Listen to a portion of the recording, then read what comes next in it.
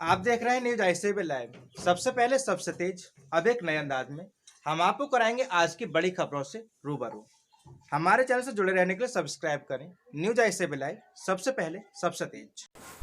हरियाणा के कुरुक्षेत्र में अखिल भारतीय ब्राह्मण महासभा के प्रधान चुने गए नरेंद्र शर्मा निंदी वार्ड नंबर 3 से 3 बार रह चुके नगर पार्षद।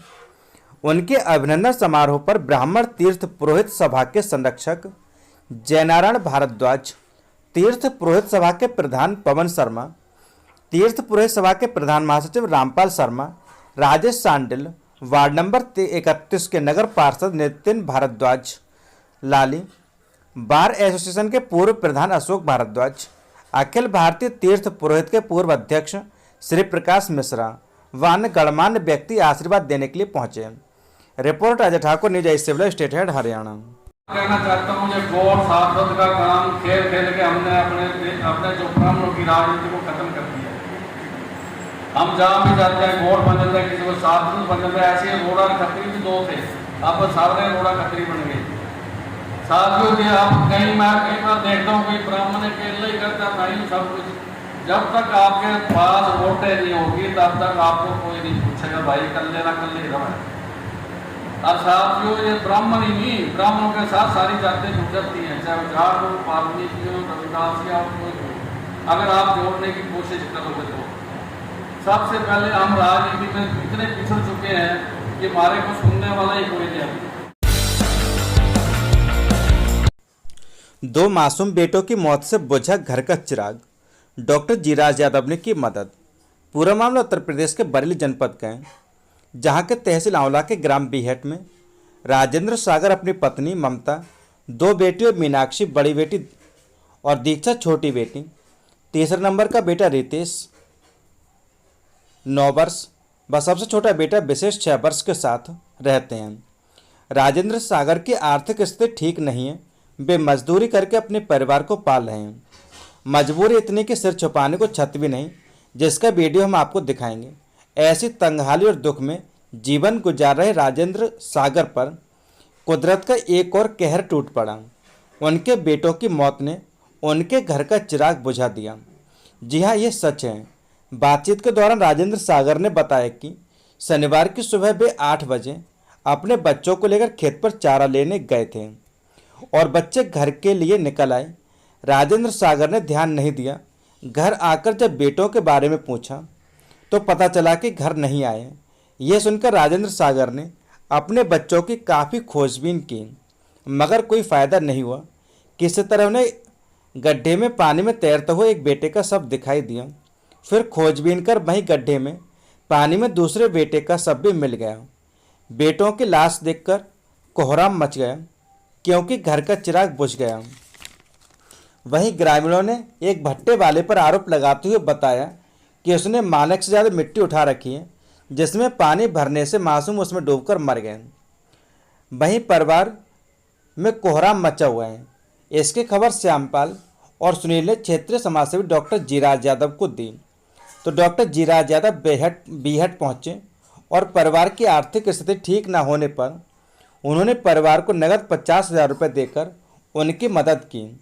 वहीं ग्रामीणों का कहना है कि कोई जनप्रतिनिधि नहीं पहुंचाए, जबकि डॉक्टर जीराज यादव एक ही फ़ोन पर आ गए। लोग उनकी प्रशंसा कर रहे हैं। ब्यूरो रिपोर्ट, आंवला, बरेली। ये क्या हुआ था जो अभी घटना घटी 1-2 दिन पहले? क्या तब वो बच्चे कौन थे आपके? मेरे बेटा थे दोनों। तो ये घटना कैसे घटी? मेरे बेटा पिता के संग खेत पर गए थे, बाजरा काढ़ा मेरे खेत में वो काटने को। तो आपको पता कैसे चला? पता शेरे बाबूजी ढूंढो। पापा वहाँ खेत पे थे, वो जब चले आए बेचे समझे लला घर गए होंगे। बाद में ढूंढा गया। फिर जब वे आए घर लला ना मिले, फिर बाद में ढूंढे हमने सिगरे खेतन गए, सिगरे ढूंढे। फिर बाद में अपने आप फिर तीसरा चक्कर वहीं लगा, तब लला वहाँ भी उतरा तो मिले। तो कितने उम्र कितने हुई दोनों बच्चों की? एक बड़े लला मेरे 10 साल के, छोटे लला 6 साल की है। तो इनके अलावा आपके कोई बेटा और है? वही 2 बेटे? नहीं और बेटे नहीं है। ये आपकी बेटी हैं दोनों? जी मेरी बेटी है बड़ी दोनों। गांव का नाम क्या है? बीहट है। यहाँ पर जो बच्चे एक्सपायर हुए, दुखद घटना घटी इस परिवार के साथ में, वो बच्चे आपके कौन थे? मेरे नाती है मेरे। अच्छा, तो जैसा कि मैंने भी देखा आपका घर पूरा टूटा फूटा है और आप लोग टीन डाल के रह रहे हैं, तो आपने प्रधानमंत्री आवास योजना के लिए आपने कोई मांग नहीं की? मैं ताई बाबूजी मैंने बहुत सारी मांगी फिर? मुझे कष्ट नहीं दिया। अच्छा, जो आपके बेटा है वो करते क्या हैं? वे सब ऐसे ही काम करते हैं। क्या मदद की आपकी? बहुत मदद की है मेरी। 50,000 रुपये दिए। अच्छा, तो आप जो भट्टे में गड्ढे में जो मिट्टी वगैरह उठाई गई थी उसकी आपने शिकायत तो कोई की नहीं थी? अभी कोई ने की है। जैसा कि आप ग्राम पंचायत बीहट में हैं, तो यहाँ पर आपने एक मजबूर परिवार की मदद की, आप उस परिवार के बारे में क्या कहना चाहेंगे? देखो भाइयों, ये बहुत बड़े दुख की घड़ी है। ऐसा भगवान किसी के साथ ना करे। मुझे यहाँ के सुनील और श्यामपाल जो यादव हैं हाजीपुर के, उन लोगों ने सूचना दी कल कि भैया बीहट में 2 बच्चे राजेंद्र सागर के गड्ढे में डूब के मर गए हैं। अलीगंज में मेरा हॉस्पिटल है, सभी लोग क्षेत्र के मुझे जानते हैं। मैं करीब 25-26 साल से अस्पताल चला रहा हूँ और उसमें से जो पैदा होता है मेरे अस्पताल में, उसमें से कुछ पैसा गरीबों की मदद करता हूँ।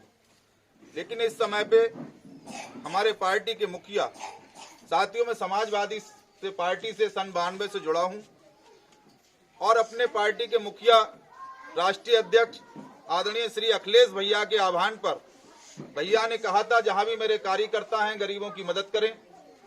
और जब भैया की सरकार थी, कहीं कोई खत्म होता था, कहीं कोई किसान ट्रैक्टर से दब के मरता था तो 5 लाख उसे रुपए मिलते थे सरकार की तरफ से।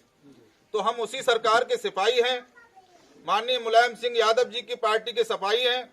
माननीय अखिलेश भैया जो पूर्व मुख्यमंत्री प्रदेश के रहे, उनके सिपाही हैं।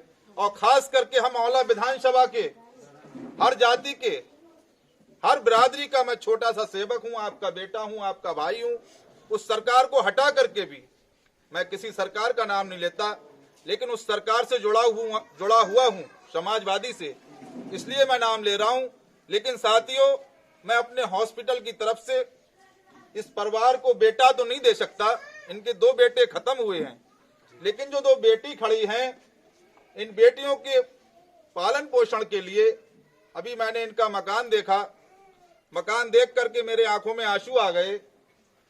टीन पड़ी हुई है और गर्मी के दिनों में टीन के अंदर कितनी गर्मी निकलती है। मैं हर रास्ते से गुजरा हूं, मैंने छप्पर भी देखा है, मैंने टीन भी देखी है और मैंने खपरेल भी देखी है। साथियों, मैं जानता हूं गरीब का दर्द, इसलिए आज बीहट के गांव में खबर सुनने के बाद मैं आया। आपने देखा होगा बिट्टू सागर की भैंस शिवनगर में मरी थी, मैंने तुरंत जाके वहां भैंस दिलवाई थी। अब इस लॉकडाउन के समय में ये भैया श्यामपाल ने मुझे सूचना दी, इनके कहने से मैं इस गांव में आया हूं। मैं इस भैया का भी आभार व्यक्त करूंगा कि इन्होंने मुझे खबर दी, इन्हें भी इस चीज का पुण्य मिलेगा। और 15 तारीख को आंवला तहसील पर एक छोटा सा धरना है माननीय अखिलेश भैया के आह्वान पर कि सरकार क्या कर रही है। गूंगी बैरी सरकार किसी गरीब की आवाज नहीं सुन रही है। इस बात को हम धरने पे बैठेंगे। इन 2 बेटों के जो बेटे खत्म हुए राजेंद्र सागर के, इनकी भी आवाज उठाएंगे कि सरकार से कुछ लाभ मिले। और ये बात तो हम बताते हैं, सरकार लाभ नहीं देगी तो प्रधान जी यहाँ मौजूद हैं, इनका आवास बनेगा। इस 50,000 से ये अपना पालन पोषण रोजगार में शुरू करें। इस पैसे को ये रोजगार शुरू करें, कोई भी रोजगार कर सकते हैं, भैंस ले सकते हैं, दूध बेच के बच्चों को पाल सकते हैं। ये 50,000 रुपए की धनराशि मैंने अस्पताल से दी है। साथियों, यहाँ कोई बोलने का ज्यादा समय नहीं है। समय ये है कि हम लोगों को बहुत दुख है कि इनके 2 बेटे खत्म हुए हैं। हमारी माताएं बहनें यहाँ खड़ी हैं। मैं अपने अस्पताल की तरफ से, श्री सदगुरुदेव हॉस्पिटल की तरफ से माननीय राष्ट्रीय अध्यक्ष बार बार श्रीमान अखिलेश भैया के आह्वान पर, उनकी पार्टी का सिपाही हूं, उनके कहने पर मैं ये घर से निकला हूं। जहां भी कोई घटना, कोई आकाश में घटना, बिजली से मर जाना, बिजली के करंट से मर जाना, जितना भी हो मैं अपने अस्पताल से मदद करता हूं। वो आज मदद मैंने इनकी राजेंद्र सागर की 50,000 रुपए की है।